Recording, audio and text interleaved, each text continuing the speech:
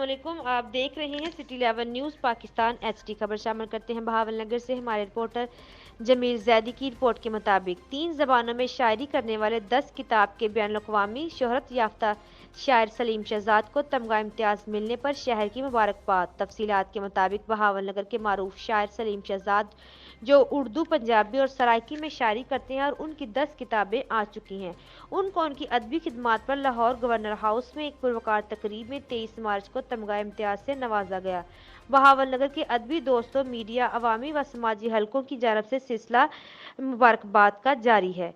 इससे कबल सलीम शहजाद को 2 मरतबा मसूद अवार्ड्स और 3 मरतबा कौमी अदबी अवार्ड्स और 1 मरतबा शफकत तनवीर मिर्जा अवार्ड से भी नवाजा जा चुका है। मज़ीद खबरों के लिए देखते रहिए सिटी 11 न्यूज़ पाकिस्तान।